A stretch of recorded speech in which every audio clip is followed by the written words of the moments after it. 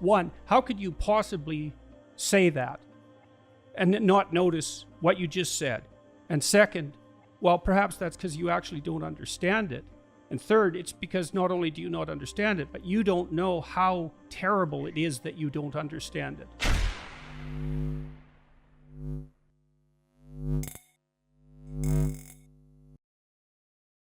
Hey guys, welcome back to Library of Wealth. Today we have Jordan Peterson giving us his take on Bitcoin. As a longtime crypto and Bitcoin advocate, Peterson's interview included a price prediction for Bitcoin that stunned the market. Although the futures market may have influenced some of Bitcoin's recent price movement, falling fiat currencies will ultimately function as a trigger to drive Bitcoin higher. Jordan Peterson believes that once Bitcoin becomes a favored store of value, its market cap will surpass that of gold. Today he discusses the de-dollarization of fiat money, as well as the rise in money printing, and how that will affect the future of Bitcoin. Many of his reservations are shared by beginners who are trying to figure out what makes Bitcoin unique and why it's the answer to so many of society's issues. Let's listen as Jordan Peterson gives us his take on Bitcoin. Don't forget to like and subscribe if you enjoy the content we do here on this channel. Let's get right into the video. So let's say there is a 4 to 5% inflation rate for the next 5 to 10 years. And what that means is that the average Canadian savings are going to be cut in terms of their purchasing power by something exceeding 50%. That would be over a 5 to 10 year period. So it doesn't sound like a lot for 4 to 5%, but it compounds across time and it can add up to something substantial in no time flat. Hey, so I got a question that's a little pushing the envelope a little bit. The cryptocurrency types, the people who are pushing Bitcoin in particular, make the extraordinarily radical claim that it would be better for everyone if the entire business of money was taken out of the hands of government permanently. And that's essentially what Bitcoin allows, at least at the present time. And so that means that central bankers and politicians would, in principle, assuming this is actually a possibility, would never be able to print money, and they would never be able to inflate currency. And what do you think about those sorts of cryptocurrency claims? And I'd like to know what you think about that in general. I agree with that. I think they're right. We have a fiat currency right now, and that's why this inflation and we are losing our purchasing power. Yes, I believe that we must have more competition, and the cryptocurrencies and the Bitcoin can be an alternative. But personally, I prefer a gold standard like we had in the 19th century here in Canada, because when you have a gold standard, the central bank won't be able to print money out of thin air. It's another way to control the central bank. So, and we had that before in the past in the 19th century, and that was very prosperous time, prosperous century. So, but I'm not against the cryptocurrency. I think we must have more competition. You're absolutely right on that. So the Austrian economists, the Hayek types, and they believe that the business cycle is actually, the boom and bust business cycle is actually produced by the attempts by government to overspend in the face of so-called crises, and that produces inflation and a variety of other factors that then produce the business cycle in turn, this sequence of essential busts and booms. And so does that seem like a reasonable proposition to you, or do you look at it differently than that? No, I think you're absolutely right, Jordan. Hayek, Mises, Rothbard, that they're real economists, and they know that, and they're the only one that wrote about that and studied that. And I believe, yes, the circle that we have, the up and downs in the economy, it's because of the central bank. Money is everywhere, and if you create too much money out of thin air, you'll have inflation and distortion in the economy and boom and boost that we have. 100% agree with Mrs. Rothbard, Hayek, and these economists. So I think these are ideas. Just we'll move a bit sideways here again.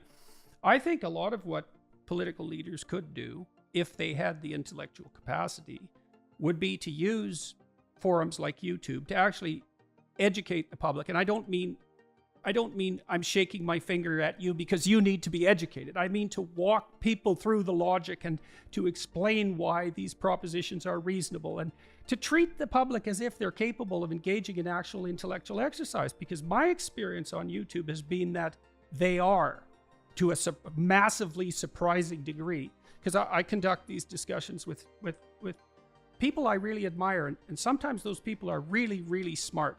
And so the discussions go fast and deep, and there's no evidence at all that people aren't following along, and there's plenty of evidence that they really appreciate it. And so yes, I'm doing politics differently, and yes, I believe that people are intelligent, and I don't want to I don't see people like children, that we must give them more security and more regulations and a bigger government that will control them. Yeah, well, I also think it's stunningly cynical on the part of political leaders to manage their message. You know, because it means that there's no real faith in just direct discussion, and maybe no capacity for that discussion to begin with. I mean, our Prime Minister has stated publicly that he's really not interested in monetary policy. And what I read that two ways. Is three ways. One, how could you possibly say that and not notice what you just said? And second, well, perhaps that's because you actually don't understand it. And third, it's because not only do you not understand it, but you don't know how terrible it is that you don't understand it. That's a discussion that we must have with them, but we don't have that discussion. We don't want to have that discussion because the solution is complicated. And we prefer to give money to them, billions of dollars, but that they don't want them. They want more autonomy. They want to be able, to have maybe the same responsibility like a municipality. So let's have that discussion. We need to respect treaties. Yes, we can do that, but we need to open that. But the mainstream political parties are not ready for that because they don't have the solution. Why did the Métis people who are running for your party agree with that? What do they see that's valuable for them? Because they see that we are able to speak about that. They know that we don't have all the solution, but they know that the principle where we want base our relationship nation to nation, respecting everybody, turning the page about the past, not Ottawa will be there and telling you what to do every time. So abolishing the Indian Act, they like all that, but they want to participate with us to find the solution. And they want to have that discussion. That's why they agree with our position. So I would like you to tell me your opinion about what's happened in Canada at the federal level under Trudeau. So what's your story of Trudeau's government? How should we conceptualize it? And what do you think about it and why? No, I believe it's a failure. First of all, Trudeau said in the beginning of his mandate, the first one, that Canada is the first post-nation country with no core identity. And I think that was his goal. I want them to be able to raise their money for their own responsibility. So, but the federal government has a role, and the role of the federal government is to be sure that, we'll be able to invest in our Canadian forces. We are in charge of the monetary policy. We need to have a real economic union in this country that we don't have. And to be able to do all that, we need to cut spending. I believe that we must not give subsidies to businesses. We must have a policy that will be fair. Every business must have a flat tax of 10%. So I don't believe it's fair to tax a small business in Toronto and forcing these entrepreneurs to pay taxes. And after that, we are giving that to GM or Bombardier. Let's abolish that. We can save about $8 to $10 billion. So we want to have a smaller government that will spend in their jurisdiction and let provinces deal with their own responsibility. Have competition. Maybe in Quebec, you'll have more private delivery. Maybe in Ontario, you'll have less. And the best system will come. Peterson has been a thoughtful observer of Bitcoin, but his priorities have mainly been with his clinical psychology practice and his YouTube channel. Peterson says that cash is something of a decentralized system in its own right, since it's virtually untraceable. If it were traceable, centralized institutions would likely try to manipulate consumers into making what they discern are ethical decisions, which they are unlikely to accurately discern. He says we have no idea what would happen if money was actually decentralized, and if we manage that, let's say Bitcoin attains primacy, is it reversible or permanent? While Peterson is not pessimistic about Bitcoin's effect, but rather that he's cautious.